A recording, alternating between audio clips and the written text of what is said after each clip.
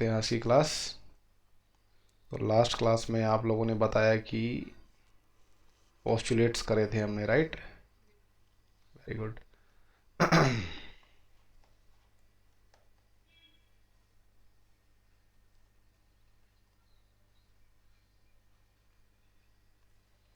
ठीक है, देखिए 5 पोस्टुलेट्स हमने कर लिए थे। पहला पोस्टुलेट क्या था? पोस्टुलेट्स होते क्या हैं बेसिकली, पहले ये बताओ, पोस्टुलेट्स क्या होते हैं? What are postulates? पोस्टुलेट्स का मतलब क्या होता है? जल्दी से बताइए, पोस्टुलेट का मतलब क्या होता है सभी? पोस्टुलेट क्या होता है?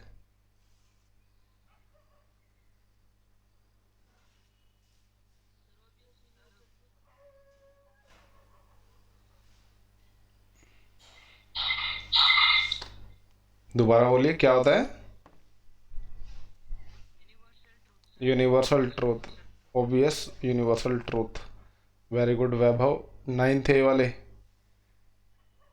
9th ए सो गए हैं क्या सभी? और एक्सियम क्या होता है? एक्सियम 9th ए में से कोई बोलेगा?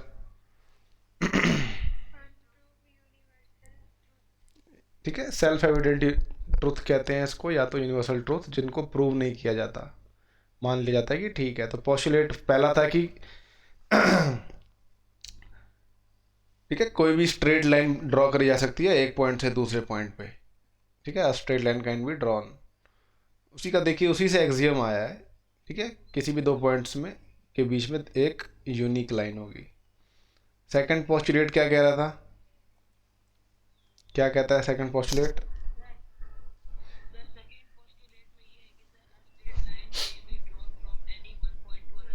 हम्म हम्म ठीक है, नहीं ये तो नहीं है भाई। कोई भी लाइन सेगमेंट है उसको खींच के कितना भी लंबा किया जा सकता है। ठीक है, अ टर्मिनेटेड लाइन, एक टूटी हुई लाइन, ठीक है, जो इतनी सेगमेंट है, जो हिस्सा, ये टुकड़ा है, उसको खींच के कितना भी लंबा किया जा सकता है। सेकंड वाला ही मैं कह रहा हूँ।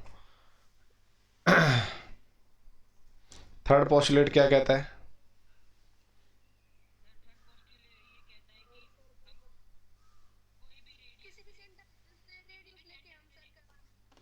हम्म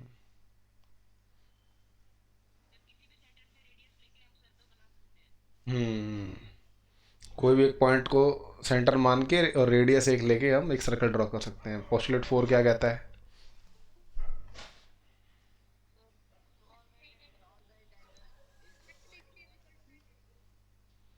ठीक, सब बराबर ही होंगे। ठीक है, ऑब्वियस सी बात है ये, है ना? पोस्टुलेट 5 क्या कहता है, सबसे इम्पोर्टेंट?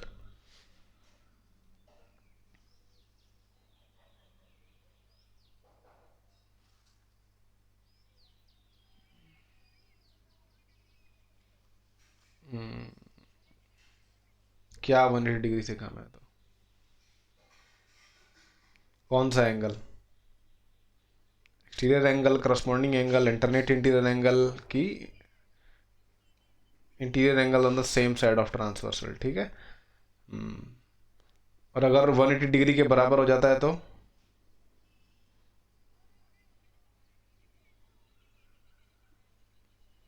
हाँ, वो पैरेलल हो जाएगी। ठीक है, ये मैंने आपको क्लास 7th में भी बताया था, याद करिए, क्लास 7th में जब मैं आया था तो ये आपको बताया था। 8th में भी बताया था, तो ये देखिए 9th में भी इस बार बहुत यूज़ होगा ये।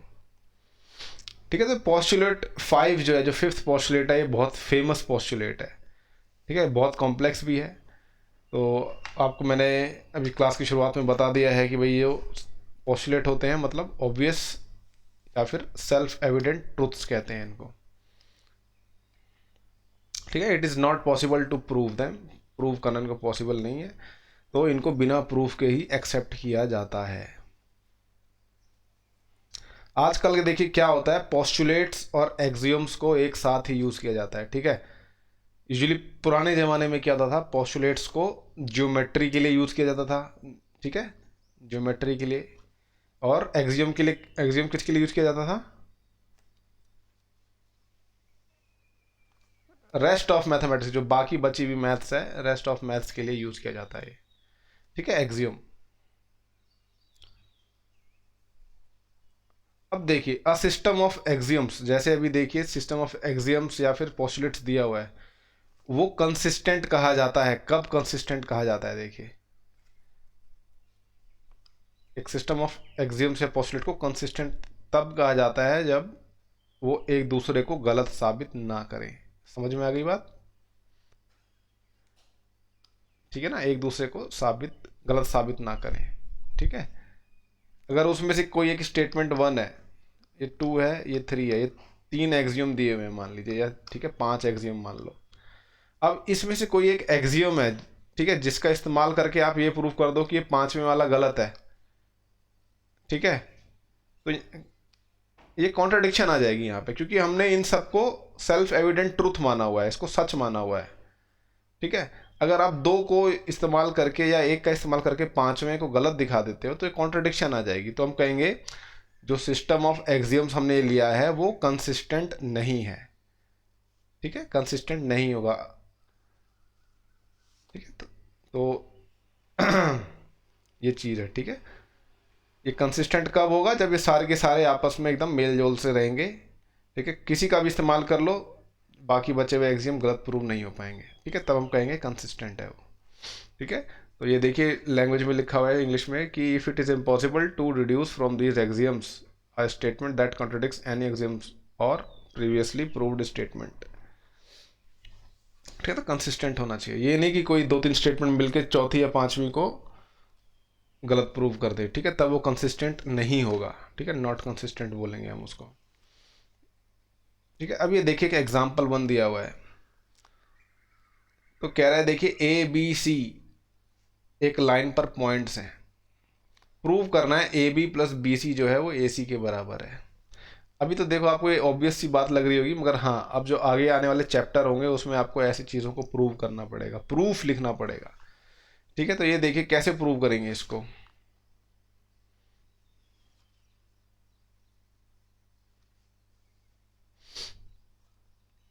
देखिए आपको यहाँ पे साफ साफ दिखाई दे रहा है कि अगर मैं A B line segment A B, ठीक है, ए बी और बी सी को अगर जोड़ दूं तो किस, ठीक है, कोइंसाइड करेगा ए सी से, है ना। अगर मैं ए बी और बी सी को एक साथ जोड़ दूं तो वो कोइंसाइड करेगा, मतलब एक के ऊपर एक आ जाएगा, ठीक है। ये देखिए ए सी है हमारा, ठीक है, ए सी है। तो देखिए यूक्लिड का जो 4th एक्सियम था वो कहता है things which coincide with one another are equal to one another, ठीक है। कोइंसाइड मतलब एक के ऊपर एक अगर आ जाती हैं तो आप उसको कह सकते हो कि वो दोनों चीज़ें बराबर हैं, तो आप डायरेक्टली लिख सकते हो A B plus B C जो है वो ए सी के बराबर होगा। तो ये सिंपल सी चीज़ है, देखिए कॉमन सेंस है। आगे आने वाले चैप्टर्स में आपको इतना कुछ लिखने की जरूरत नहीं होगी, बस आप देख के, ऐसे देख के डायरेक्ट लिख सकते हो ये चीज़, ठीक है। ये हम मान के चल रहे हैं कि, ठीक है, एक्सियम 4 जो है ट्रू रहेगा हमेशा, इसलिए आप इसको डायरेक्ट लिखोगे अगले जितने भी सवाल आते हैं। एग्जाम्पल 2 में देखिए क्या कह रहा है समझाइए जरा ओम बेरड क्या कह रहा है।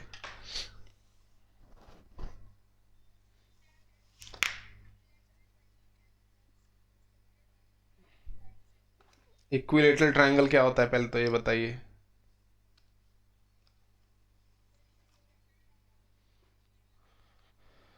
सारी साइड्स इक्वल होती हैं, तो ये देखिए यहाँ पे लाइन सेगमेंट ए बी हमें दिया हुआ है, ठीक है, आपको ये पता है ना, हाँ। अब हाँ, तो लाइन की डेफिनेशन क्या होती है कि भाई जो लाइन, अगर देखिए सेगमेंट है तो जो इसके एंड पॉइंट्स होंगे वो एक पॉइंट होगा, राइट, उनका नाम यहाँ पे दिया हुआ है ए बी। अब पोस्टुलेट एक यूक्लिडियन का पोस्टुलेट है जिसमें कहता है एक सेंटर लेके और एक रेडियस लेके एक सर्कल ड्रॉ किया जा सकता है, ऐसा कोई पोस्टुलेट है क्या, है ना, हाँ है। तो वो ये देखिए कहता है ना एक सेंटर लेके, तो देखिए यहाँ पे मैं बी को सेंटर मानकर और ए बी को रेडियस मानकर एक सर्कल ड्रॉ कर दूंगा, ठीक है। यहाँ पे थर्ड पोस्टुलेट है, ठीक है। तो देखिए यहाँ पे ये बस उसका एक आर्क बना के दिखाया हुआ है, ठीक है, ये उसकी एक आर्क बना के दिखा दिए। तो ये एक सर्कल देखिए बन जाता है, सर्कल का पार्ट आया हुआ है। उसी तरह देखिए ए को सेंटर मानकर यहाँ पे एक सर्कल का आर्क लगा दिए। अब देखिए यहाँ से यहाँ की जो लाइन होगी, देखिए अगर आप यहाँ से यहाँ लाइन ज्वाइन करते हो,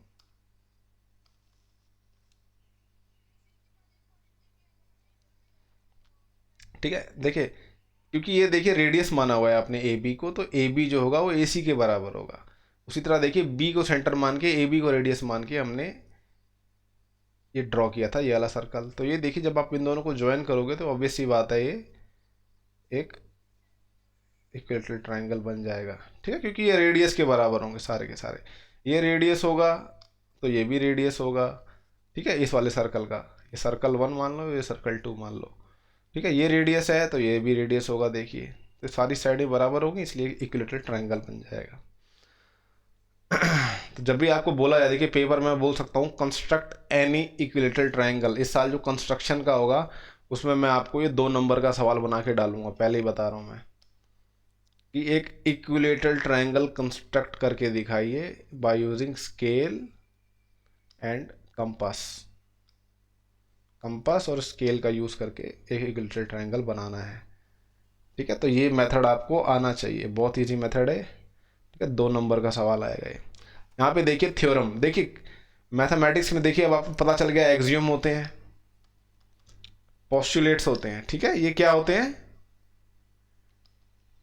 क्या होते हैं, दोबारा से बताओ क्या होते हैं ये?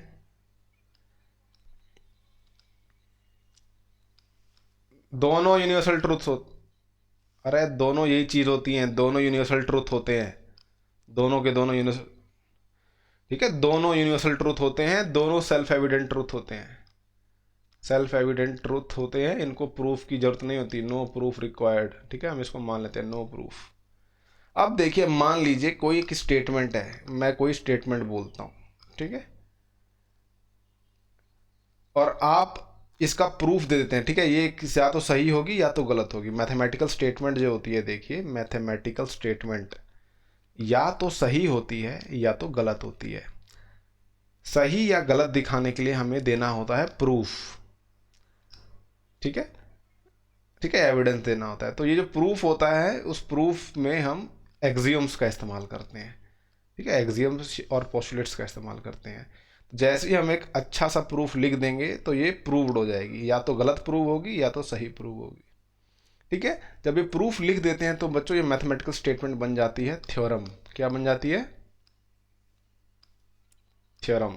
तो मैथमेटिकल स्टेटमेंट्स जो होंगी अगर ये प्रूव नहीं कर पा रहा है कोई, तब इसको कह देते हैं हम कंजेक्चर, कंजेक्चर बोलते हैं, जब तक ये प्रूव नहीं होती। कंजेक्चर बोल लो, हाइपोथेसिस बोल लो, ठीक है, जब तक ये प्रूव नहीं होती। जैसे ही इसको प्रूव कर देते हैं हम, प्रूव करने के बाद ये थ्योरम बन जाती है, ठीक है, याद रखिएगा। तो अब यहाँ पे देखिए थ्योरम दी हुई है, तो यहाँ पे एक स्टेटमेंट दे दी इसने, देखिए ये स्टेटमेंट बोल दी। अभी मान लो कि ये भाई थ्योरम नहीं है, ठीक है, मान लो ये सिर्फ एक स्टेटमेंट है, इसको मैं हटा देता हूँ ये, ठीक है, ये इसको भी हटा देते हैं यहाँ से। मान लो कि ये सही नहीं है यहाँ पे, अभी एक स्टेटमेंट दी हुई है बस आपके सामने, 2 distinct lines can not have more than 1 point in common. Distinct lines का मतलब क्या होता है?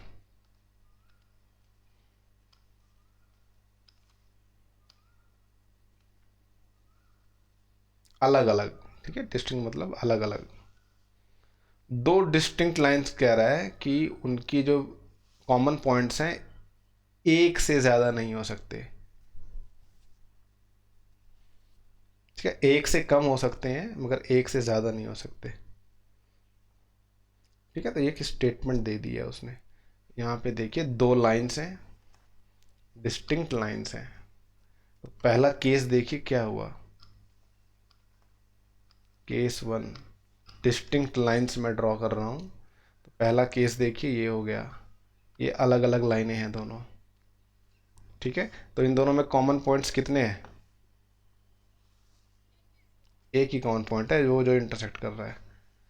हाँ, दूसरा केस देखिए क्या हो सकता है, केस 2। केस 2 क्या होगा, या तो ये दोनों पैरेलल होंगी, तो इन दोनों में कितने कॉमन पॉइंट्स हैं? कॉमन पॉइंट्स, 0 होंगे यहाँ पे कॉमन पॉइंट्स 1। ठीक है, ठीक है। अच्छा 1 से ज़्यादा कब होंगे बताओ, कैसे हो सकते हैं 1 से ज़्यादा, सोच के बताओ चला।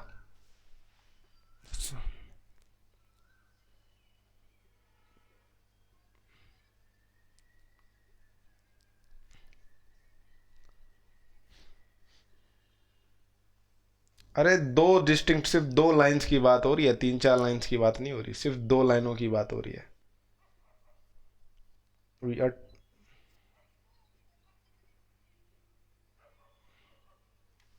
कैसे, ऐसे कैसे बन जाएंगे, ऐसे,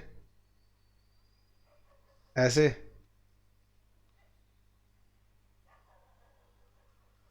कैसे हो जाएंगे पॉसिबल। डिस्टिंक्ट लाइन बोल रहा है, ठीक है, अलग अलग लाइन, डिस्टिंक्ट लाइन की बात हो रही है। एक होती है देखिए को इंसिडेंट लाइन्स, वो क्या होती हैं, एक के ऊपर एक होती हैं, ठीक है, वो एक के ऊपर एक लाइन्स होती हैं, ठीक है, को इंसिडेंट लाइन्स कहते हैं उसको। देखिए जैसे ब्लू और ग्रीन वाली, तो इनमें इन्फिनिट कॉमन पॉइंट्स होते हैं, ठीक है, इन्फिनिट कॉमन पॉइंट्स, ठीक है, इनको कहते हैं, इनके जो कॉमन पॉइंट्स हैं इन्फिनिट हैं, ठीक है। मगर ये दोनों लाइंस डिस्टिंक्ट नहीं है, ठीक है, but these lines are not distinct, lines are not distinct. समझ में आई बात, यहाँ पे बात हो रही है डिस्टिंक्ट लाइंस की। जब डिस्टिंक्ट लाइंस की बात हो रही है तो 2 ही केस बनेंगे, ठीक है, केस 1 बनेगा और केस 2 बनेगा। समझ में आ गई बात। अगर नहीं तो अगर तीसरा केस क्या होता है, इन्फिनिट कॉमन पॉइंट्स होते हैं बट फिर वो लाइंस डिस्टिंक्ट नहीं रह जाती, वो ओवरलैप करते हुए बन जाती हैं। ओवरलैप का मतलब समझते हो ना क्या होता है, वो एक के ऊपर एक, हाँ, सुपर इम्पोज करते हुए लाइंस बनेंगी, तो ये चीज़ थी। तो ये चीज़ अपने दिमाग में रखिए, ठीक है। इस साल 9th में ज्योमेट्री बहुत ज़्यादा आएगा, बहुत ज़्यादा, तो आप सभी को प्रूफ लिखना आना चाहिए। अच्छा, अभी मैं क्लास के बाद एक वीडियो शेयर करूँगा आपको, ठीक है, उसमें जो आपकी बुक का अपेंडिक्स दिया हुआ है ना, देखिए उसमें जो बुक में अपेंडिक्स दिया होता है लास्ट में, तो उसके ऊपर वीडियो बनाई हुई है, ठीक है, आपके सीनियर्स के साथ बनाई थी, तो वो एक बार आप सभी को देखना होगा अगर आपको प्रूफ लिखना अच्छे अच्छे अच्छे से सीखना है तो, ठीक है। तो क्लास के बाद मेरे को याद दिलाना कि मैं अपेंडिक्स वाली जो वीडियो है आप सभी को शेयर करूं क्लास के ग्रुप में। तो ये पार्ट 2 हो गया, ये पार्ट 3 पे आते हैं।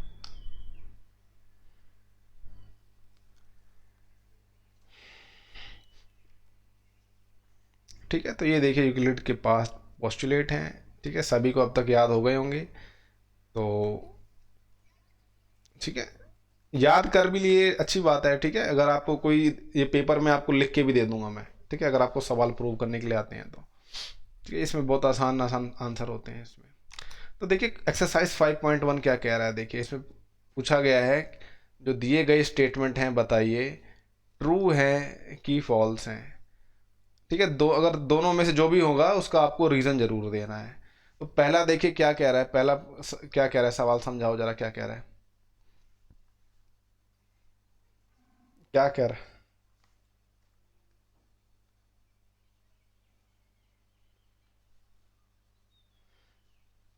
Only one line can pass through a single point, आपने क्या देखा था, देखिए कह रहा है एक ही लाइन पास हो सकती है, तो ये देखिए एक लाइन पास करा दी मैंने।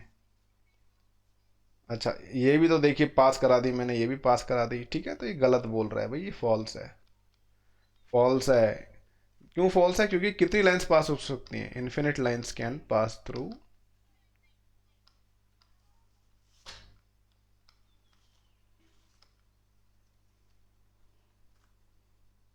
आ सिंगल पॉइंट। हाँ बेटा अभी रुक जाओ, सिंगल पॉइंट। अश्मीत जाधव बेटा क्या हो गया, अपना नाम लिखे जा रहे हो बार बार, मेरे को पता लग जाता है कौन कौन जा रहा है छोड़ के, कौन कौन नहीं जा रहा, कितने मिनट क्लास में रुक रहा है, ठीक है, तो नाम लिख लेंगे कोई फ़ायदा नहीं होता, दिख जाता है आप लोग कितनी देर रुक रहे हो क्लास में, ठीक है। तो सेकंड स्टेटमेंट क्या कह रही है, समझाओ कोई। खुशी सिंह क्या कह रहा है इसे बताइए, खुशी, खुशी सिंह खुशी नाम है क्या बेटा वैभव आपका? ये खुशी सिंह, बोलिए।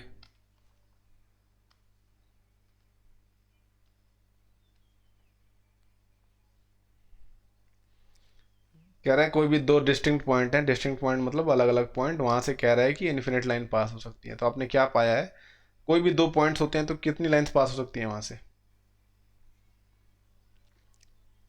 ठीक है, so it is a false statement. आप लिख देंगे this will be a false statement. ठीक है, because only a single line can pass through, will pass through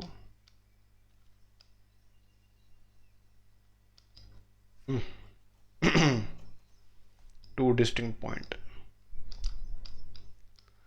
ठीक है, सभी ने, मुझे पता है सबने आंसर इधर उधर से कहीं से देख रखा है। ठीक है, मेन चीज़ है इसकी जो थ्योरी है वो समझना। A terminated line can be produce indefinitely on the both sides. एक टर्मिनेटेड लाइन है, ठीक है, लाइन सेगमेंट की बात कर रहा है। तो कह रहा है कि दोनों, इस लाइन को दोनों तरफ एक्सटेंड किया जा सकता है इनडेफिनेटली। तो नीलेश, नीलेश ये ट्रू है कि फॉल्स है? नीलेश, नीलेश गिरी।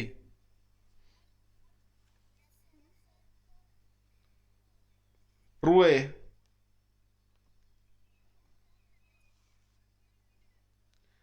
ये टर्मिनेटेड लाइन को देखिए, पोस्टुलेट, इसलिए मैं कह रहा हूँ ये पोस्टुलेट याद करने चाहिए थे। तो ये पोस्टुलेट टू देखिए क्या कह रहा है, ध्यान से देखो पोस्टुलेट टू क्या कह रहा है, क्या कह रहा है ये?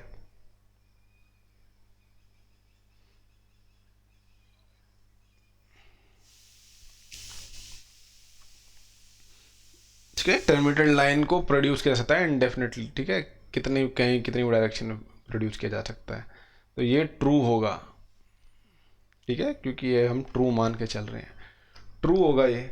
ठीक है, इसको आप एक्सटेंड कर सकते हो, देखो इतना ऐसे एक्सटेंड करते चले जाओ इन्फिनिटी तक, इधर भी एक्सटेंड करते चले जाओ इन्फिनिटी तक, बढ़ाते चले जाओ, कोई दिक्कत नहीं है। ये देखिए, ये स्टेटमेंट आई है भाई, ये ट्रू है कि फॉल्स है, समझाइए जल्दी से। ट्रू है ये। ठीक है, आज थोड़ी क्लास लंबी चलेगी क्योंकि ये चैप्टर ख़त्म कर देना है हमें। ये ट्रू है देखिए। ठीक है, ट्रू है क्योंकि देखिए यहाँ पे देखिए फोर्थ वाला जो एक्सियोम था यूक्लिडियन का, अगर कोई दो चीज़ कोइंसाइड करती हैं यानी सुपर इम्पोज करती हैं एक दूसरे से, तो वो दोनों इक्वल होंगी। ठीक है, तो इनके रेडियस भी इक्वल हो जाएंगे। ठीक है, तो ये ट्रू होगा। तो this will be a true statement. अब ये देखिए, कह रहा है, देखिए यहाँ पे तीन लाइन सेगमेंट दिए हुए हैं। कह रहा है देखिए पहला इसमें क्या कह रहा है, A B is equals to P Q. A B और पी क्यू जो है बराबर है, P Q and X Y जो है बराबर है, पी क्यू और एक्स वाई बराबर है। तो पूछ रहा है क्या ए बी और एक्स वाई बराबर होंगे?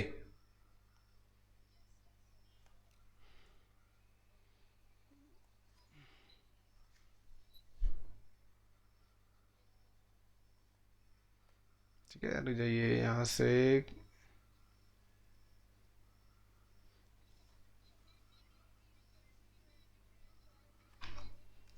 ओहो, वेरी गुड वेरी गुड।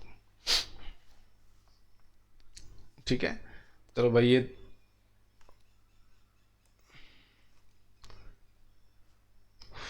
यहाँ से पता लग जाएगा, ए बी जो है पी क्यू के बराबर है, पी क्यू जो है एक्स वाई के बराबर है। ठीक है, ए बी जो है वो एक्स वाई के बराबर हो जाएगा।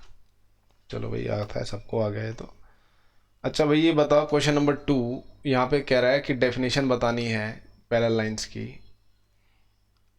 Give a definition for each of the following terms, are the other terms that need to be defined first, what are they, how might you define them. तो parallel lines को define करना है बच्चों। ठीक है, तो ये पूछ रहा है इनको डिफाइन करने के लिए क्या आप कुछ और टर्म्स को भी डिफाइन करना पड़ेगा? बताओ, ये आपके ऊपर है, इसका आप आंसर कैसे लेते हो? Those lines which never intersect each other. ठीक है, दो लाइन्स देखिए, कोई दो लाइन है, पहली लाइन ये, जो कभी आपस में इंटरसेक्ट नहीं करती। ठीक है, वो पैरेलल लाइन्स होती हैं। तो इसको डिफाइन करने के लिए इससे पहले कुछ डिफाइन करना पड़ेगा, कोई डेफिनेशन देनी पड़ेगी हमें। आपने कह दिया lines which do not intersect each other, which do not intersect each other, ये बोला। तो इससे पहले हमें कुछ और डिफाइन करने की जरूरत है। इसको अगर ठीक है, उससे पहले देखिए लाइंस को भी तो डिफाइन करना पड़ेगा पहले। लाइन क्या होती है ना। इंटरसेक्शन क्या होता है, तो देखिए यही पूछ रहा है। ये देखिए कोई इसका कोई स्पेसिफिक आंसर नहीं है बच्चों, ठीक है। तो ये आपके ऊपर है कि आप किस चीज़ को डिफाइन करके लिखना चाहते हो।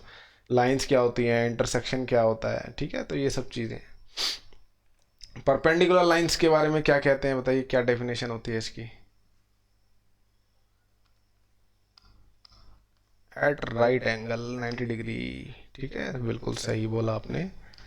दो लाइंस हैं जो कि एक दूसरे को 90 डिग्री पर इंटरसेक्ट करती हैं, ठीक है। तो इसमें क्या चीज डिफाइन करना है पहले बताइए। इंटरसेक्ट एट 90 डिग्री,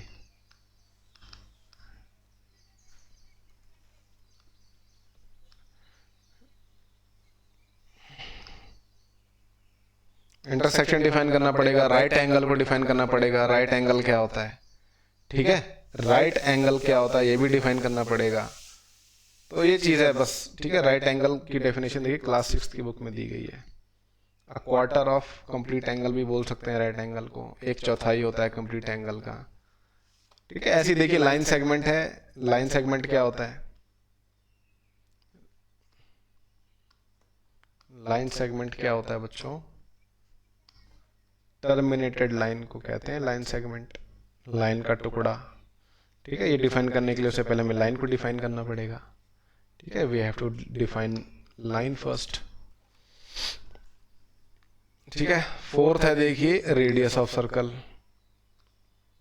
ठीक है। रेडियस ऑफ सर्कल को कैसे डिफाइन करेंगे,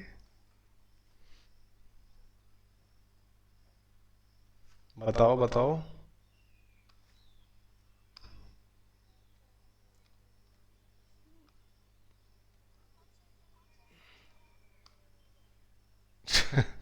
नहीं नहीं, देखिए सेंटर से सर्कल की दूरी को रेडियस कहते हैं, ठीक है। डिस्टेंस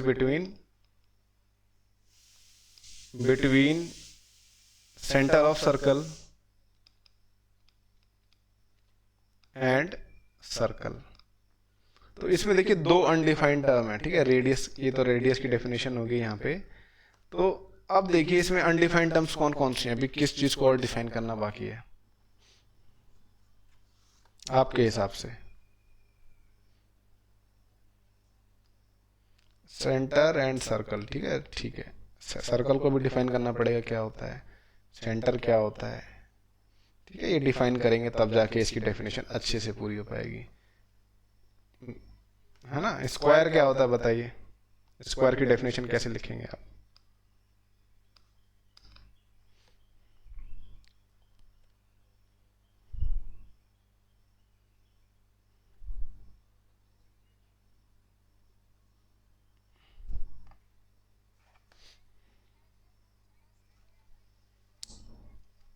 ठीक है, फोर साइडेड रेगुलर पॉलीगन सबसे बेसिक है। फोर साइडेड रेगुलर पॉलीगन, सही है ये,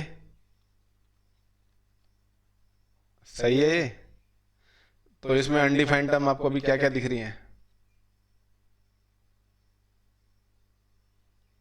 रेगुलर पॉलीगन क्या होता है, उसके बाद आपको भी बताना पड़ेगा कि पॉलीगन क्या होता है, ठीक है। पॉलीगन क्या होता है वो डिफाइन करना पड़ेगा, ठीक है। तो जो भी चीज मैं आपको बता रहा हूँ ये आपको कॉपी में लिखनी है, हाँ, ठीक है। तो आप सभी को इसका आंसर लिखने हैं। ये पूरा जो चैप्टर है एक तरह का असाइनमेंट है बच्चों आपके लिए, ठीक है। ये पूरा आपको अच्छे से लिखना है, अच्छे से इसमें आपको जो भी ज्योमेट्रिकल शेप्स हैं ड्रॉ करनी है और आपको करना है। यश अडबले, अरे यश अडबले एब्सेंट थे क्या आप, ओहो, चलिए प्रेजेंट हो गया यश अडबले, ठीक है। अब देखिए यहाँ पे आपको दो पोस्टुलेट्स दिए हुए हैं बच्चों। पूछ रहा है क्या इस पोस्टुलेट में कोई अनडिफाइंड टर्म है, क्या ये पोस्टुलेट्स कंसिस्टेंट हैं। Do they follow from Euclid postulates, आपके हिसाब से आप बताइए। देखिए पहला पोस्टुलेट क्या कह रहा है,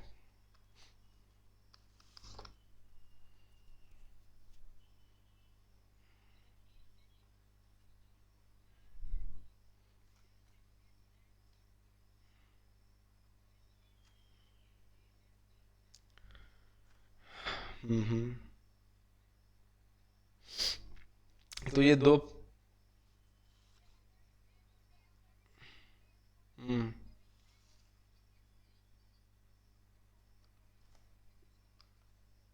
ये बोल रहा है वो, दो पॉइंट है भाई, ए लाइन तो बोला ही नहीं इसमें, ए और बी है भाई कोई दो डिस्टिंक्ट पॉइंट, तो कह रहा है उनके बीच में एक पॉइंट सी लाई करता है। ठीक है, ये पोस्टुलेट है, ये पहला पोस्टुलेट माना हुआ है। तो इसमें कोई अनडिफाइंड टर्म आपको दिख रही है क्या?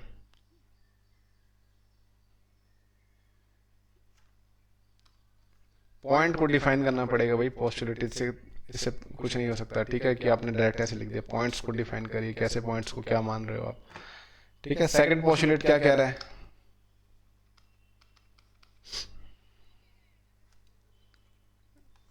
क्या कह रहा है,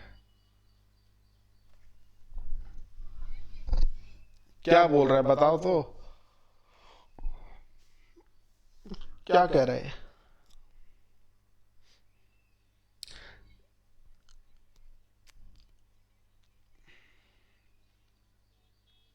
कह रहा है कम से कम 3 पॉइंट्स तो ऐसे होंगे ही, ठीक है, जो कि सेम लाइन पर लाई नहीं करेंगे, कम से कम तो हो ही सकते हैं। ठीक है, एक ये पॉइंट हो गया, एक ये पॉइंट ले लो, एक ये पॉइंट ले लो, एक ये पॉइंट ले लो। कह रहा है कम से कम 3 पॉइंट्स तो ऐसे होंगे ही जो कि सेम लाइन पर लाई नहीं करेंगे। तो ये देखिए डी ई एफ ले लो, तो आपको पता है क्रैश हो गया भाई, चलो दोबारा निकालते हैं, रिस्टोर।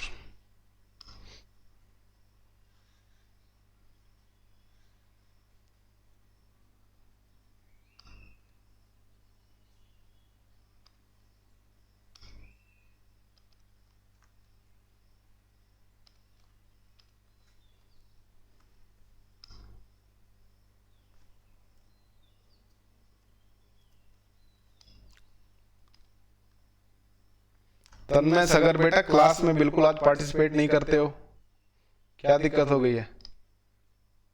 तन्मय सगर,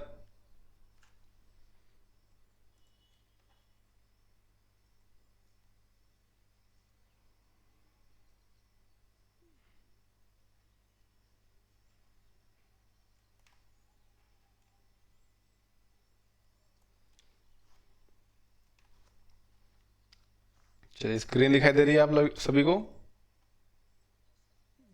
ठीक है, तो ये देखिए 3 पॉइंट हैं डी ई एफ।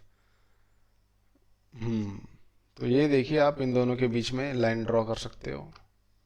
ठीक है, तो ऐसे 3 कम से कम 3 पॉइंट्स तो एग्जिस्ट करेंगे जिनके थ्रू लाइन पास नहीं हो सकती, तीनों के थ्रू एक सिंगल लाइन पास नहीं हो सकती। ठीक है, ये याद रखिएगा।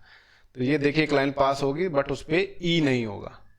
ठीक है, या तो अगर आप डी ई के बीच में अगर एक लाइन पास कराते हैं तो उस पर एफ रह जाएगा, अगर ई एफ करते हैं तो डी रह जाएगा। तो ठीक है, तो सेकंड सवाल ये आपसे पूछ रहा है क्या ये दोनों कंसिस्टेंट हैं?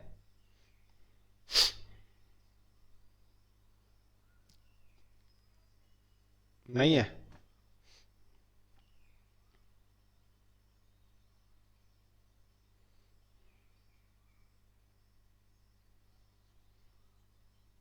कंसिस्टेंट नहीं है आपस में। कैसे गलत साबित कर रहे हैं?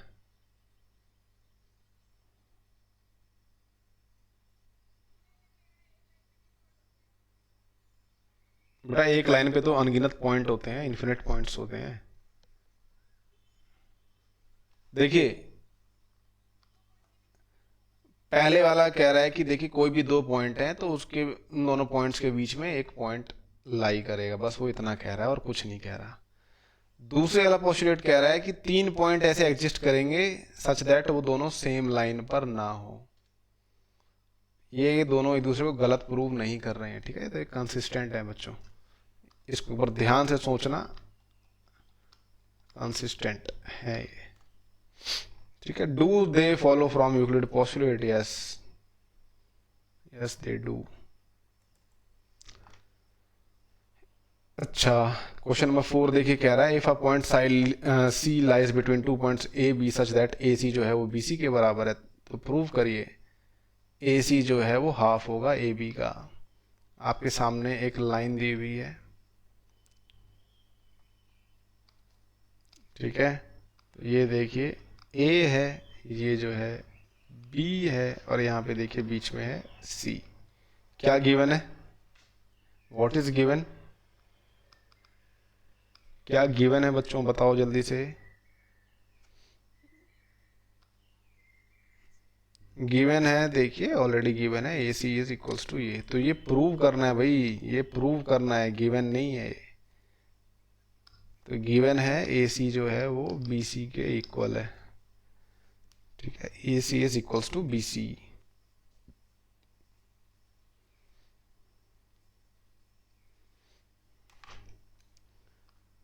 हमें क्या प्रूव करना है? टू प्रूव, फिर क्रैश।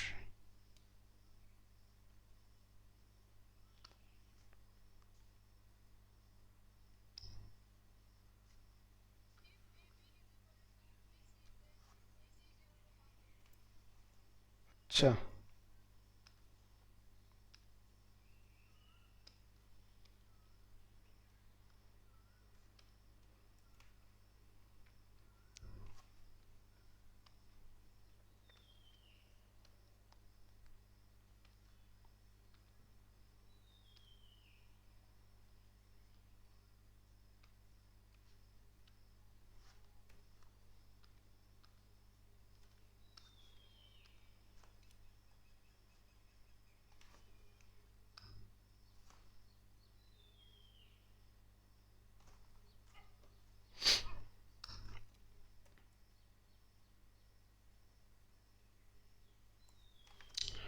ठीक है। तो ये भाई प्रूव कर रहे थे हम, तो ये प्रूव करना है ए सी जो है वो A C is equals to half A B. तो इसका देखिए प्रूफ लिखेंगे हम, इसको प्रूव करना है। पहली स्टेटमेंट लिखेंगे, देखिए ए सी जो है वो ए बी के बराबर है। अच्छा, अभी थोड़ी देर पहले हमने कुछ प्रूव किया था, हमने ये प्रूव किया था ना थोड़ी देर पहले, ठीक है। अच्छा, यूक्लिड का एक्सियम नंबर 4 बताओ जरा मेरे को, क्या है यूक्लिड एक्सियम नंबर 4? क्या था?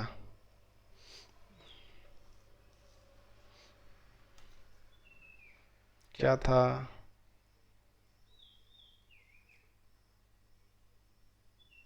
ये देखिए क्या लिखा हुआ है, things which coincide one another are equal to, highlight किया हुआ है देखिए मैंने, ठीक है। तो जो कोइंसाइड करती हैं वो इक्वल होती हैं, ठीक है। तो इससे आपको क्या पता लगा, ए सी प्लस बी सी जो है वो ए बी के बराबर होगा, आपको ये पता लगा है, ठीक है। और आपको ये भी देखिए गिवन है, it is given that A C is equals to B C. तो आप बी सी की जगह पे ए सी लिख सकते हो, ठीक है। बी सी की जगह पे ए सी लिख सकते हो, ठीक है। Since it is given that A C is equals to B C, तो ए सी प्लस ए सी क्या हो जाएगा?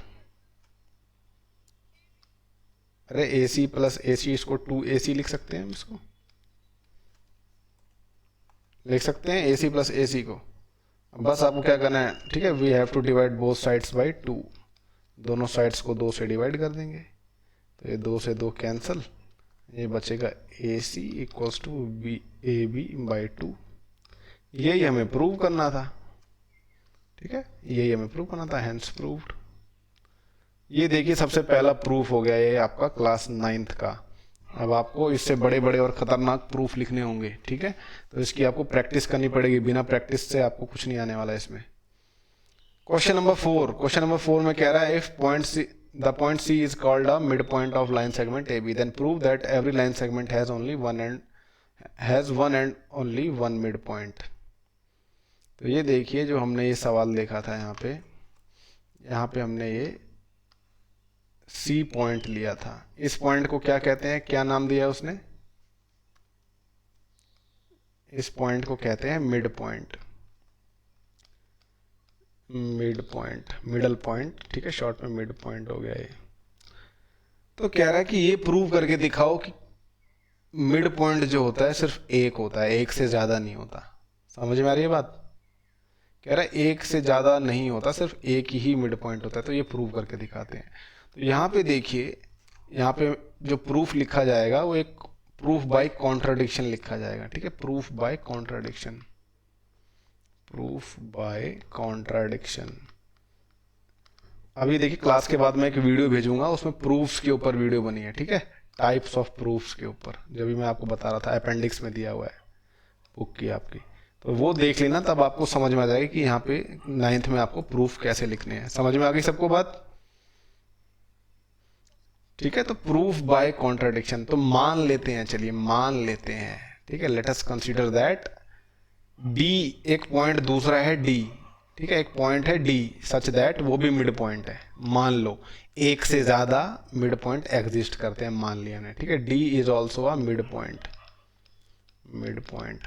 ठीक है, डी भी मिड पॉइंट है, तो आप मान लेंगे। ठीक है, आपको देखो गिवन है, पहले क्या क्या गिवन है वो लिखेंगे। ठीक है, तो गिवन है, देखिए हमें C is a mid point, C mid point है, तो ए सी जो होगा वो हाफ ऑफ ए बी होगा, ए सी जो होगा वो हाफ ऑफ ए बी होगा। आपको प्रूव क्या करना है? To prove C is unique, C जो है यूनिक होगा, सी के अलावा और कुछ कोई और मिड पॉइंट नहीं हो सकता। तो देखिए प्रूफ बाय कॉन्ट्रडिक्शन में हम क्या मान लेते हैं कि मान लो चलो ये गलत है। जो प्रूव करना है आपको, ध्यान से सुनिए, जो चीज आपको प्रूव करनी है उसको मान लेते हैं कि वो गलत है। चलो चलो जो मान लेते हैं कि ये गलत है, इसको प्रूव नहीं किया जा सकता। तो देखिए इसके प्रूफ में हम क्या लिखेंगे? Let us assume there exist another mid point D. ठीक है, एक और मिड पॉइंट एग्जिस्ट करता है such that A D equals to B D. ठीक है, A D equals to B D and A D is half of A B. ठीक है, ठीक है, ये मान लेते हैं, चलो ऐसा होता है। ठीक है, हमने ये माना है कि सी और डी जो है दो अलग अलग पॉइंट हैं, सी और डी जो है अलग अलग पॉइंट है, मगर दोनों मिड पॉइंट हैं। अच्छा, ए डी जो है वो बी डी के इक्वल है, तो आपने क्या देखा? देखिए ए डी जो है वो हाफ ऑफ ए बी के इक्वल है, और हाफ ऑफ ए बी जो होता है, देखिए वो यहाँ पे देखिए इससे आ जाएगा कि वो ए सी के इक्वल होता है। तो ए डी जो है वो ए सी के बराबर हो गया, राइट। यहाँ से हमने क्या देखा? ए डी जो है वो ए सी के बराबर हो गया। तो आप यूक्लिड का वो एक्सियम देखिए, एक्सियम नंबर 4, एक्सियम नंबर 4 देखिए क्या कहता है, कहाँ गया ये? Things which coincide with one another are equal to one another. ठीक है, ये एक यूक्लिड का एक्सियम है, तो इसका इस्तेमाल कर लेंगे हम। देखिए यहाँ पे इसको प्रूव करने में। ठीक है, तो ए डी इक्वल्स टू ए सी, तो ये देखिए यूक्लिड का एक्सियम आ गया। इसका मतलब क्या होगा? इससे मतलब क्या आएगा? ए डी जो ए सी है, A D and A C are both same. ठीक है, दोनों के दोनों सेम होंगे। दिस इंप्लाइज दैट, ठीक है, point D is point C. ठीक है, which is a contradiction, which is a contradiction to our assumption. ठीक है, तो जो हमने माना था वो गलत है, तो पॉइंट सी जो होगा वो यूनिक होगा। So this implies that point C जो है इज यूनिक। इसको एक बार ध्यान से देखना, जो आपकी जहां से भी आप देख के बता रहे थे थोड़ी देर पहले, उसमें भी देखना, उसको ध्यान से समझना। ठीक है, प्रूफ बाय कॉन्ट्रडिक्शन है। टाइप ऑफ प्रूफ्स की वैल्यू जो वीडियो है सॉरी वो डाली जाएगी क्लास के बाद। ठीक है, ऐसी देखिए क्वेश्चन नंबर 6 है, कह रहा है ए सी जो है वो, ए सी जो है वो बी डी के इक्वल है। ठीक है, ये देखिए ए सी है और ये है बी डी। ठीक है, ये बी डी, ध्यान से देखिए, ए सी जो है वो बी डी के इक्वल है। तो कह रहा है कि प्रूव करिए कि ए बी जो है वो सी डी के इक्वल है। अच्छा, तो ये देखिए इसका प्रूफ मैं डायरेक्ट लिख रहा हूँ बच्चों। ये देखिए, तो दिया हुआ है ए सी जो है वो बी डी के इक्वल है। अब आपको पता है ए सी जो है वो किससे मिलके बना हुआ है? ए सी जो है वो किससे मिलके बना हुआ है? A B plus B C से। ए सी जो है वो A B plus B C से मिलके बना हुआ है ना? तो बी डी किससे मिलके बना हुआ है? B C plus B D से मिलके बना हुआ, सॉरी सी डी से मिलके बना हुआ है।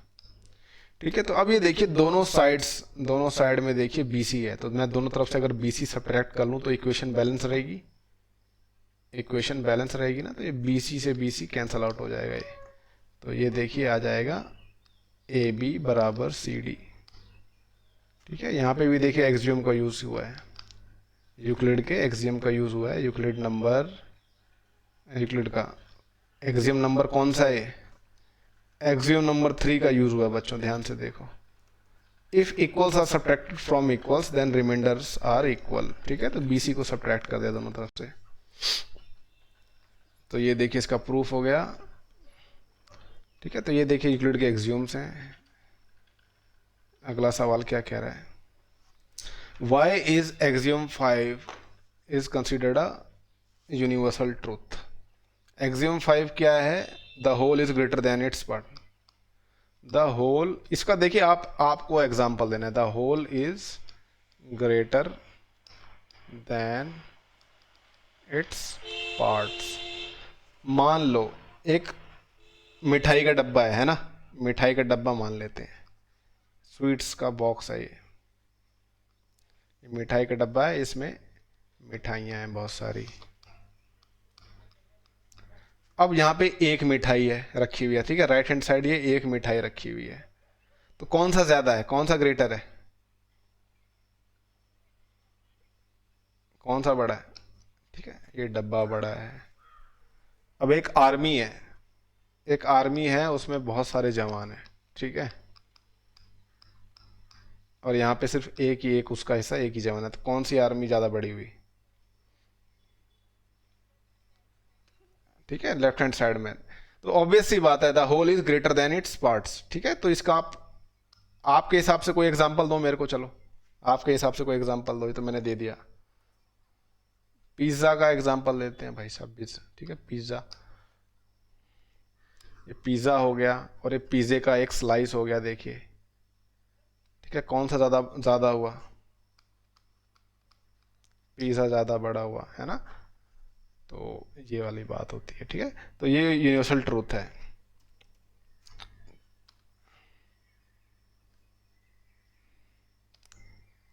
चलिए, तो ये देखिए जो यूक्लिड का 5th पोस्टुलेट है बच्चों, 5th पोस्टुलेट सभी ने समझ लिया क्या होता है?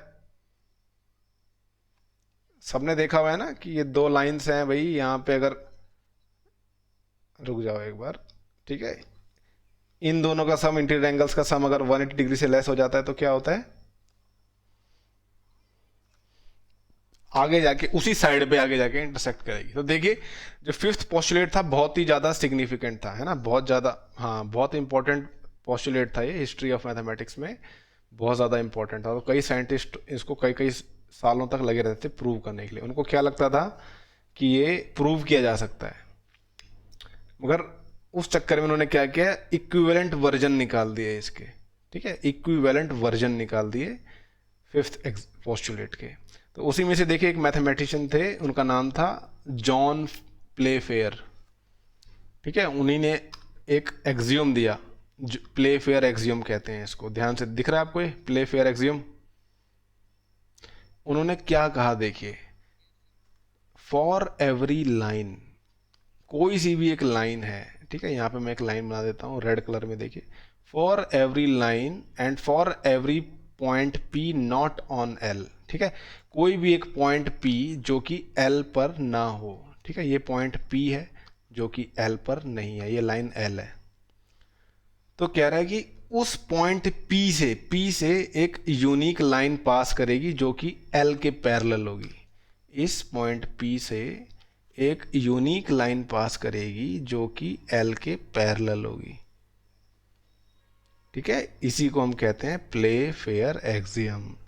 दोबारा से बताता हूँ, कोई भी एक लाइन है, देखिए जो रेड कलर की है, और कोई भी एक पॉइंट है P जो कि लाइन पर नहीं है, तो उस पॉइंट P से, हाँ, उस पॉइंट P से एक लाइन, पैरेलल लाइन पास होगी जो कि यूनिक होगी। ठीक है, बस इतनी सी बात है। तो ये जो है इक्विवेलेंट है बच्चों। ठीक है, ये इक्विवेलेंट है फिफ्थ पोस्टुलेट के।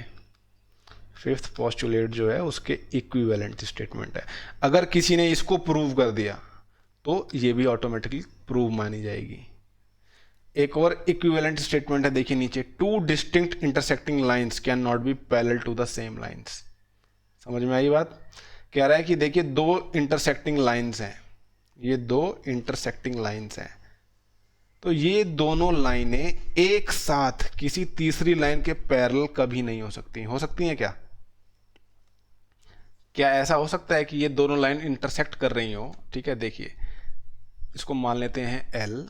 ठीक है, ये लाइन L है, ये M है, L और M इंटरसेक्ट कर रही हैं, और ये है N, मान लेते हैं इसको। तो क्या मैं कह सकता हूँ कि L जो है वो पैरेलल होगी N की, और M जो है पैरेलल होगी N से? क्या ऐसा कह सकता हूँ मैं? L और M तो इंटरसेक्ट कर रही हैं, तो ये N के और M के पैरेलल एक साथ कभी नहीं हो सकती। ठीक है, कभी भी एक साथ नहीं हो सकती। तो ये देखिए एक और इक्विवेलेंट स्टेटमेंट मिल गई फिफ्थ पोस्टुलेट के। ऐसी बहुत सारी हैं, एक नहीं है, बहुत सारी हैं। एक और सबसे फेमस इक्विवेलेंट स्टेटमेंट बताऊं आपको, sum of all angles of a triangle is 180 degree. ये आप पढ़ते आ रहे हैं, कौन सी क्लास से पढ़ते आ रहे हैं? Sum of all angles of a triangle is 180 degree. ठीक है, ये भी फिफ्थ पोस्टुलेट के इक्विवेलेंट है बच्चों। ठीक है, फिफ्थ पोस्टुलेट के इक्विवेलेंट है, याद रखिएगा इसको। ये सबसे सिंपल वाली है। ठीक है, ये जो आप पढ़ते आ रहे हो सबको याद रहती है, ये है ना? मेरे ख्याल से हर बच्चे को याद होगी, sum of all angles of a triangle is 180 degree. ये स्टेटमेंट भी फिफ्थ पोस्टुलेट के इक्विवेलेंट है। ठीक है, तो ये इक्विवेलेंट के फिफ्थ पांचों पोस्टुलेट फिर से आ गए आपके सामने। एक बार सेव कर लेते हैं ताकि क्रैश ना हो। चलो,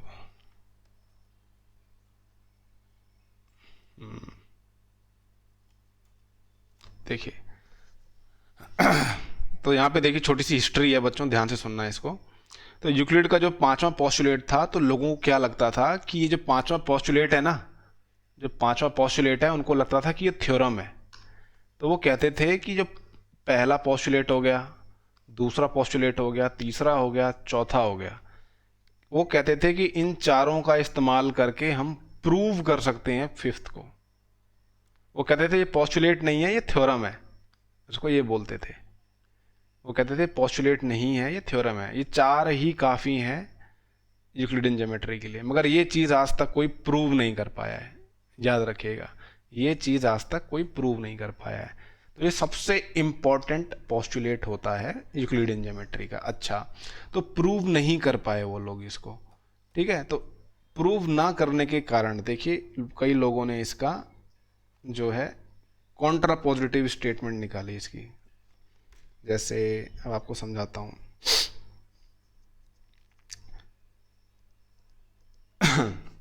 देखिए क्या कभी ऐसे हो सकता है, देखिए मैं आपसे बोलता हूँ, यहाँ पे देखिए दो लाइनें हैं, ये दो लाइनें हैं बच्चों, सभी को दिख रही है दो लाइनें ये? अब मैं कहता हूँ इन दोनों का सम, ये x है, ये y एंगल है, इन दोनों का सम जो है 180 डिग्री है, राइट? यूक्लिडियन ज्योमेट्री कहती है कि ये दोनों लाइनें क्या हैं, क्या कहती है यूक्लिडियन ज्योमेट्री? अगर इन दोनों का सम 180 डिग्री हो गया तो L और M क्या हो जाएंगी? पैरेलल है, कभी मीट करेंगे कि नहीं करेंगी? नहीं करेंगी। ठीक है, तो ये पोस्टुलेट माना हुआ है बच्चों, हमने क्या किया है? माना हुआ है। अगर हम ये मान लें कि ये आगे जाके मीट करेंगी तो ये 180 डिग्री के इक्वल भी होगा और ये आगे जाकर मीट भी करेंगी। ठीक है। अच्छा, धरती पे आते हैं। हमारी धरती एक स्फेयर की तरह है। ठीक है, यहाँ पे राइट हैंड साइड देखो, धरती हमारी एक स्फेयर की तरह है ना बच्चों। ये हमारी अर्थ है, ये देखिए इक्वेटर है, सॉरी ये है इक्वेटर। इक्वेटर समझते हो क्या होती है? और ये है देखिए लॉन्जिट्यूड्स। ठीक है, लॉन्जिट्यूड्स। ठीक है, ये देखिए लॉन्जिट्यूड्स हैं। अब देखिए जो लॉन्जिट्यूड्स होती हैं वो इक्वेटर से 90 डिग्री पे मीट करती हैं हमेशा। ये देखो 90 डिग्री का एंगल बनाती हैं। समझ में आ रही है बात? लॉन्जिट्यूड्स जो हैं वो इक्वेटर से 90 डिग्री पे इंटरसेक्ट करती हैं। तो भाई, तो इन दोनों का सम क्या हो जाएगा? ये भी 90 डिग्री है, ये भी 90 डिग्री है, तो इन दोनों को जोड़ोगे तो कितना आएगा इन दोनों एंगल्स को? 180 डिग्री। अब यहाँ पे नोटिस करो, जो लॉन्जिट्यूड्स हैं ये नॉर्थ पोल और साउथ पोल पे जाकर क्या हो रहे हैं? इंटरसेक्ट हो रहे हैं, है ना? ये कर्व लाइन नहीं है बेटा, ये क्या होती है देखिए, ये डिफरेंट टाइप ऑफ ज्योमेट्री आ गई। अब यहाँ पे ये ज्योमेट्री अलग हो गई। इसको कहते हैं ये डिफरेंट, इसको कहते हैं हम नॉन यूक्लिडियन ज्योमेट्री। क्या बोलते हैं? Non Euclidean geometry. हमने जो ये फिफ्थ पोस्टुलेट था इसकी जगह हमने ये मान लिया है इसको। ठीक है, फिफ्थ पोस्टुलेट की जगह अब ये मान लिया। तो अब क्या देखने को मिल रहा है देखिए, जो नॉन यूक्लिडियन ज्योमेट्री है। अच्छा, यूक्लिडियन ज्योमेट्री में आपको पता है कोई भी दो पॉइंट होंगे उनके बीच में कितनी लाइनें हो सकती हैं, कितनी लाइन सेगमेंट्स हो सकते हैं नॉन सॉरी यूक्लिडियन ज्योमेट्री में? एक ही हो सकती है, राइट राइट। अच्छा, अब नॉन यूक्लिडियन ज्योमेट्री में आते हैं भाई। Non Euclidean geometry, Euclidean geometry, non Euclidean geometry में देखिए अर्थ का एग्जांपल लेते हैं हम। तो नॉर्थ पोल और साउथ पोल दो पॉइंट होते हैं धरती पे, होते हैं कि नहीं होते? नॉर्थ पोल और साउथ पोल दो पॉइंट होते हैं। अब इन दोनों के बीच में देखो अनगिनत लॉन्जिट्यूड्स होते हैं, देख रहे हो? ये लॉन्जिट्यूड यहाँ से आके यहाँ पे मीट कर लेगा, यहाँ पे मीट करेगा, ये यहाँ पे मीट करेगा। ठीक है, तो नॉर्थ पोल और साउथ पोल के बीच में आपको एक से ज़्यादा लॉन्जिट्यूड्स मिलते हैं। तो इसीलिए बच्चों, जो हमारी जो असल दुनिया देखिए, जो पुराने ज़माने में लोग थे ना, उनको क्या लगता था अर्थ क्या है, गोल है कि फ्लैट है? क्या लगता था? पुराने ज़माने के लोगों को लगता था अर्थ इज़ फ्लैट। ठीक है, उनको लगता था अर्थ फ्लैट है। तो उनको लगता था कि पूरी दुनिया जो है यूक्लिडियन ज्योमेट्री है, यूक्लिडियन ज्योमेट्री है। ठीक है, उनको लगता था अर्थ जो है पूरी फ्लैट है। उसके बाद कोई एक एस्ट्रोनॉमर आया, उसने कहा अर्थ गोल है। क्या नाम था उसका? क्या नाम था उसका जिसने बोला अर्थ जो है स्फेयर है, फ्लैट नहीं है? गलत, बिल्कुल सब गलत बोल रहे हो। ठीक है, तो ये देखिए अर्थ जो है कि स्फेयर है, वो फ्लैट नहीं है।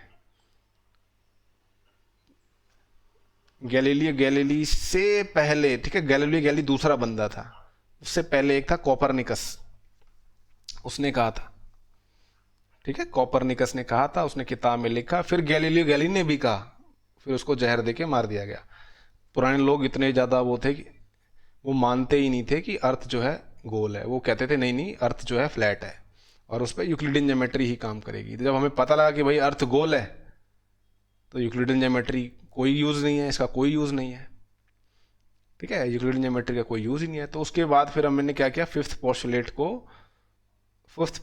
को कुछ और मान के हमने डेवलप करी non Euclidean geometry. Non Euclidean geometry, समझ में आई बात? तो जो अर्थ की, जो हमारी अर्थ की जो ज्योमेट्री है उसको हम कहते हैं स्फेरिकल ज्योमेट्री। क्या बोलते हैं उसको? Spherical geometry. तो जो लॉन्जिट्यूड्स को आप कर्व कह रहे थे ना थोड़ी देर पहले, लॉन्जिट्यूड्स को आप क्या कहते थे? कर्व। ये कर्व नहीं होते बच्चों, इनको लाइंस कहते हैं, ये लाइंस होती हैं ये। ठीक है, ये ग्रेट सर्कल्स भी कहते हैं इनको, ग्रेट सर्कल्स। तो ये अभी आपको बहुत ज़्यादा कंफ्यूजिंग लग रहा होगा बच्चों, मगर ये ध्यान दीजिए, ठीक है, कंफ्यूजिंग है ये, मगर आप समझ लीजिए जो लॉन्जिट्यूड्स होते हैं आपके, वो लाइंस होती हैं, याद रखना हमेशा, ठीक है, वो लाइंस होती हैं। धरती की जो ज्योमेट्री होती है उसमें उनको लाइंस माना जाता है। क्या माना जाता है? यहाँ पे देखिए, आपको ये आपकी बुक में ही लिखा हुआ है, in spherical geometry lines are not straight, ठीक है, लाइंस आर नॉट स्ट्रेट। यहाँ पे देखिए लिखा, अपने बुक पढ़ेंगे आज सारे, ठीक है, सारे के सारे अपनी बुक्स पढ़िए, उसमें हर चीज़ लिखी हुई है। Lines are not straight, they are part of great circles, ठीक है। तो ये देखिए, तो वो यही समझाना चाह रहा है। देखिए, अच्छा यहाँ पे देखिए एक ट्रायंगल बन रहा है बच्चों, यहाँ पे देखिए ट्रायंगल बन रहा है एक, ये एक ट्रायंगल बन रहा है, ठीक है, ट्रायंगल बन रहा है, ट्रायंगल ए बी एन, दिख रहा है सभी को, ट्रायंगल ए बी एन। तो ठीक है, angle A plus angle B plus angle N,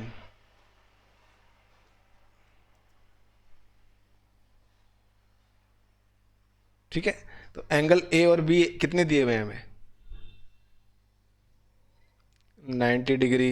angle B भी 90 डिग्री दिया हुआ है। एंगल एन हमें नॉन ज़ीरो पता नहीं है, मगर नॉन ज़ीरो है। तो ये देखिए क्या आएगा, 180 डिग्री हो जाएगा, 90 प्लस 90, और ये एंगल एन हो जाएगा। तो आपने यहाँ पे क्या नोटिस किया, देखिए इन तीनों एंगल्स का हमने अगर सम किया तो वो 180 डिग्री से बड़ा आता है। क्या आता है? बड़ा आता है, ठीक है। तो ये चीज़ याद रखिएगा, स्फेयर पे अगर हम कभी भी कोई भी ट्रायंगल ड्रॉ करते हैं तो उसके सारे एंगल्स का सम हमेशा 180 डिग्री से बड़ा आता है, ठीक है। ये थोड़ा कंफ्यूजिंग हुआ तो इस बात को ध्यान रख लो, मगर ये आपको ओलंपियाड ओलंपियाड में बहुत हेल्पफुल रहेगा। हाँ, ठीक है। तो ये देखिए, अब यही देखिए फिफ्थ पोस्टुलेट था और ये वो था, ठीक है। अब एक्सरसाइज 5.2 देखिए, सिंपल है, ये आपके ऊपर है। तो यहाँ पे देखिए 5.2 में बोल रहा है पहला question, how would you rewrite Euclid's fifth postulate so that it would be easier to understand. Fifth postulate को कैसे आप री राइट कर सकते हो जो कि वो इजीली समझ में आ सके। तो ये हर बच्चे का अलग अलग जवाब हो सकता है, तो आपका क्या जवाब होगा? फिफ्थ पोस्टुलेट कैसे याद रखा जाए कि इजियर टू अंडरस्टैंड हो? बताइए बताइए, जल्दी बताओ।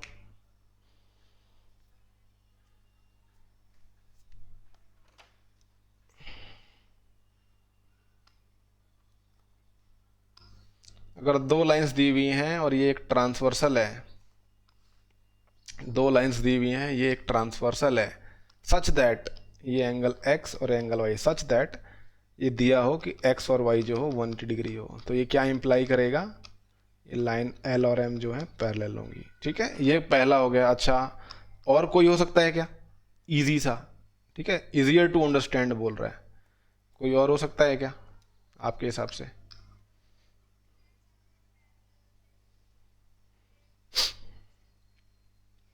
अरे सिंपल, ये बोल दो ना अभी जो मैंने थोड़ी देर पहले बताया, sum of all triangle angles of a triangle is 180 degree, ये भी तो इक्विवेलेंट है उसी के, ठीक है। ये की हो सकता है सम ऑफ ऑल एंगल्स वाला, ऑल एंगल्स इज 180 डिग्री, ठीक है। क्वेश्चन नंबर 2 कह रहा है, does Euclid's fifth postulate imply the existence of parallel lines.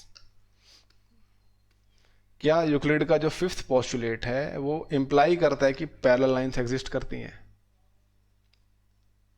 उसको देखिए ध्यान से, उसको देखिए ध्यान से पढ़िए। फिफ्थ का जो फिफ्थ पोस्टुलेट है उसमें कहीं पैरेलल लाइंस का नाम जिक्र हुआ है कहीं पे?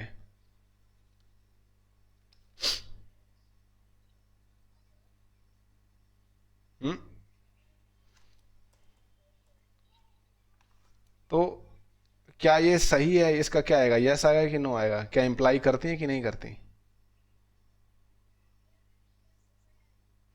बिल्कुल करती हैं, बेशक से उसका नाम उसमें ना लिखा हो, पैरेलल का नाम ना लिखा हो, बट इंडीड ये जो है इंप्लाई करेगी, ठीक है। वो क्या कहती है फिफ्थ पोस्टुलेट की, दो लाइंस हैं भाई, ये ट्रांसवर्सल है, एक्स और वाई अगर इसका सम जो है लेस देन 180 डिग्री है तो इस जगह पे जाके आगे जाके मीट करेंगी, ठीक है। अगर ऐसा नहीं होता है, अगर ये 180 डिग्री के इक्वल आता है तो वो पैरेलल होती है, बस उसका कॉन्ट्रा पोजिशन हो गया, ठीक है, वो कॉन्ट्रा पॉजिटिव हो जाएंगी बस।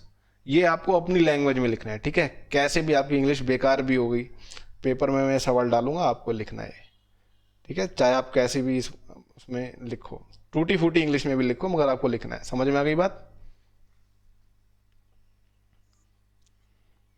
ठीक है, तो ये देखिए समरी जरूर पढ़ लेना आप इसकी सारी, ठीक है। इसमें सब कुछ आपको दिया गया है। एक्सियोम्स क्या होते हैं, पोस्टुलेट्स क्या होते हैं, यूनिवर्सल ट्रूथ होते हैं, ठीक है, इनको प्रूव नहीं किया जाता। थ्योरम्स क्या होती हैं, वो स्टेटमेंट जिनको प्रूव किया जा चुका है ना, यूजिंग एक्सियोम्स। एंड ये देखिए यूक्लिड के एक्सियोम्स हैं बच्चों, 7 एक्सियोम्स हैं, इसको इसको भी ध्यान से देख लेना। और ये यूक्लिड के पोस्टुलेट्स हैं, 5 पोस्टुलेट्स। पोस्टुलेट्स किसके लिए यूज किए जाते हैं? ज्योमेट्री में यूज किए जाते हैं मोस्टली, ठीक है। ये देखिए 2 इक्विवेलेंट वर्जन्स भी दिए हुए हैं 5th पोस्टुलेट के आपको, ठीक है। हाँ, तो इसमें देखिए लास्ट वाला यही कह रहा है, यूक्लिड के 5th पोस्टुलेट को सोचा उन्होंने कि क्या पता ये थ्योरम हो, तो उन्होंने उसके जो पहले के 4 पोस्टुलेट हैं उनका यूज़ करके प्रूव करने की कोशिश करी, मगर कभी भी वो प्रूव नहीं हो पाया। उसके इस चक्कर में क्या हुआ, नॉन यूक्लिडियन ज्योमेट्री का आविष्कार हो गया। नॉन यूक्लिडियन ज्योमेट्री का आविष्कार हो गया। नॉन यूक्लिडियन ज्योमेट्री में स्फेरिकल ज्योमेट्री है। स्फेरिकल ज्योमेट्री कहाँ पाई जाती है?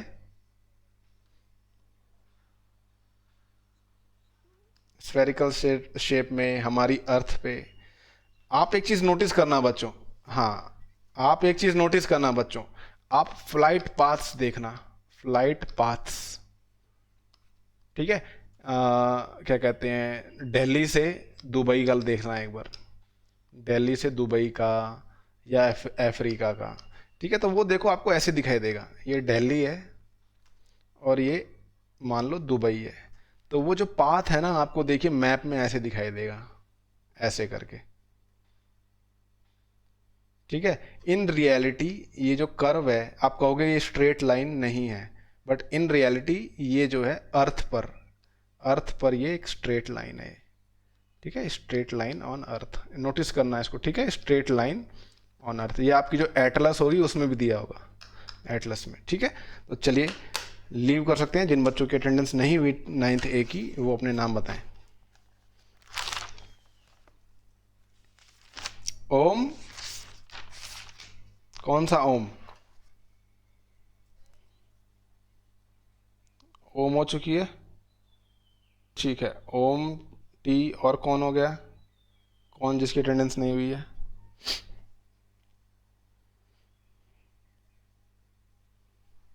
कौन बच्चा है जिसकी अटेंडेंस नहीं हुई अभी?